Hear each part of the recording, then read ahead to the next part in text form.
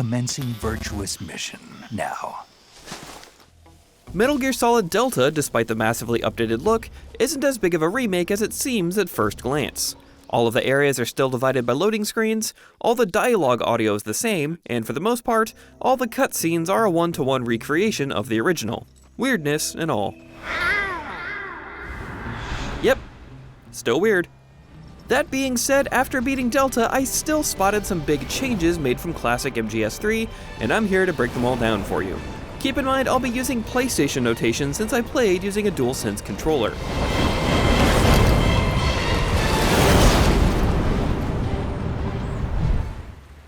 Snake Eater offered a wealth of options in how you approach certain encounters, but that came at the price of grafting systems onto a control scheme that started with the first Metal Gear Solid. Delta has been massively changed in this regard, with controls hewing much closer to modern sensibilities when you choose the new style option. Examples include aiming and firing over the shoulder with the triggers, moving weapons and equipment to the D-pad, crouching to the circle button, and climbing to the X button. Instead of rolling by hitting the crouch button while running, it's been completely moved to triangle, but you can still hold triangle to immediately go prone out of a roll. CQC has also been moved to the right trigger, but past that the concepts are pretty much the same, except there's no pressure-sensitive buttons like with the original release. For instance, instead of holding down circle super hard to slit someone's throat, you can just press X while they're in a hold. You can opt to use a hybrid version of the legacy controls if you'd like, but that will switch you to the legacy camera as well, which we'll discuss later. Aim and fire controls will still be on the trigger, and you can move back and forth while prone while aiming, but you can't move while in first person. Weapons will behave differently in Legacy style as well. As an example, the Mark 22 Tranquilizer in the original Snake Eater has very little bullet drop, allowing you to snipe headshots from far away. It behaves the same way in Legacy style in Delta, while there is heavy and noticeable bullet drop in the new style, presumably since the updated controls and third-person aiming would make it far too easy otherwise. While the updated 3DS version included crouch walking, the original Snake Eater and even the updated Subsistence only allowed you to sneakily walk upright. Moving while crouched meant you went prone and started crawling.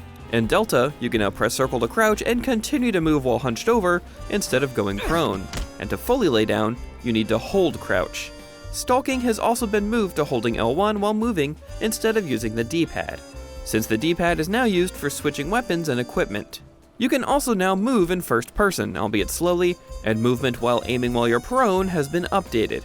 Even though your gun will drop when crawling in first person, you can keep aiming in one direction while moving in any direction, making lateral movement and backwards crawling while aiming possible. It's all much more intuitive, rather than having to spin like a top.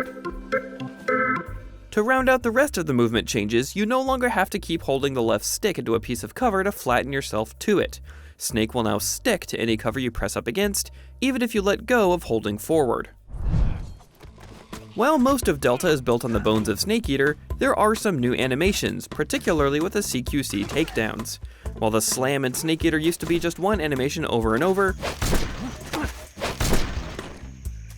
you now get unique ones depending on how and from what direction you approach an enemy.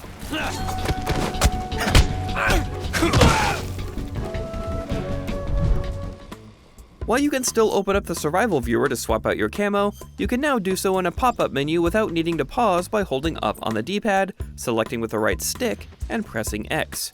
There's a small transition while Snake swaps into his new duds, but this is a much more intuitive way to swap into what you need without breaking up the experience. It only keeps your most recent combinations in this menu, so if you need a novel face camo with a particular uniform, rather than the usual suspects, you'll still need to enter the survival viewer. The Codec's receiver directly stimulates the small bones of your ear.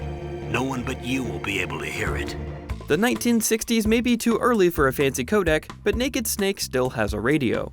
Just as in the original Snake Eater, the radio will open the full-screen dialog box, but you can now also pop it up while still in gameplay, making for a bit more streamlined experience. Another great quality of life update is that you can skip individual voice lines and even fast forward to different parts of the conversation by holding triangle without the audio cutting out entirely. In a battle situation, you'll only have a split second to decide how to attack. In the original, skipping anything would mean no more VO for the rest of the call. Also, if you interrogate enemies to learn secret frequencies to open doors, they'll show up on the radio dial here, so you can easily use them.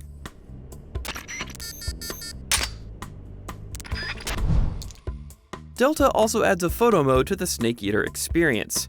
You can enter photo mode through the pause menu and change things like depth of field, frames, filters, and even toggle the characters on and off. Your options will be limited while in a cutscene though. Just like the original, there's one Kerotan frog in all 64 areas of the map that you can shoot to unlock special camo. Delta has added a camouflaged rubber duck to every area as well, which unlocks a different kind of camo. You can check your progress for both of these in the pause menu, as well as whether or not you found the one for that particular area. Just look for the checkbox. Delta's map is as bare bones as the originals, but now you're given a compass in your equipment menu that even highlights the direction you should be going, making it a quasi-minimap. This doesn't use a battery, so keep it equipped at all times if you'd like to keep your bearings more easily. Not only will you get on-screen pop-ups for actions you're performing in the field, you'll occasionally get reminders of where you need to be going, what you need to be doing, and even contextual button prompts like climb, pick up enemy, or the full laundry list of CQC actions you can perform while holding an enemy. You even get enemy indicators that let you know which direction an enemy saw you from. Some might say it clutters the screen a bit in what used to be a relatively minimalist UI, but there's no doubt it's helpful. You can also turn most of these off piece by piece in the options menu. Also, a quick hint: since you need to be within CQC range to hold someone up from behind, wait until you see the CQC on-screen prompt to aim your gun. That's a surefire way to know you're in the right range. In later releases of the original game, like Subsistence, a controllable 3D camera was added that you could switch back and forth from by clicking in the right stick. In Delta, changing the camera means changing back to the legacy control scheme and reloading the last checkpoint, so you can't do it on the fly. Thankfully, without spoiling, some set-piece areas later in the game that were clearly intended to have the original camera still do, even when playing in the new style.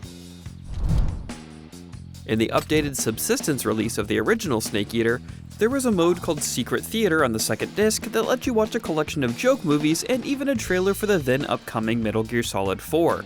In Delta, the Demo Theater, which contains all the cutscenes from the game, and the Secret Theater both unlock after clearing the story for the first time, but the Secret Theater videos need to be unlocked one by obtaining film reels from specific enemies, and a few from Subsistence have been removed. You can see which enemies have these reels on their person, and the only way to obtain them is to hold the enemy up, circle around to their front, and point the gun at a sensitive area on their body so that they shake them loose. If you harm them or bump them in any way, even if you knock them out non-lethally, the reel will pop up into the air and break. Once you complete the game and unlock the Secret Theater, the list of films in the main menu or in the tips menu will tell you where every reel is, so don't worry about needing to get them on your first playthrough. Although if you really want to, you can check all their locations on our guide at IGN.com. No matter which version of Snake Eater you played in the past, it was always annoying to reload a save, often requiring you to exit all the way to the main menu. Now, if you accidentally kill someone in a non-lethal run, or you just get spotted and want to do away with it, you can load the most recent autosave very quickly, which will put you at the start of the area you last entered. Here's the process in the Master Collection version on Steam, released in 2023. I'll even speed it up to 200%.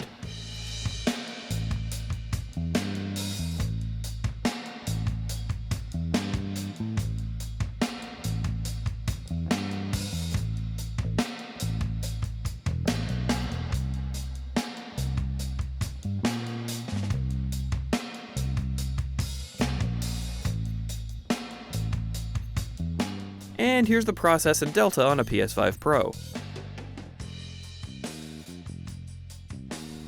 I can't tell you how many times I use this, and it might be my favorite change in the entire game. Those are some of the biggest changes in Metal Gear Solid Delta from the previous versions. For much, much more on Delta, keep it right here on IGN. Speak!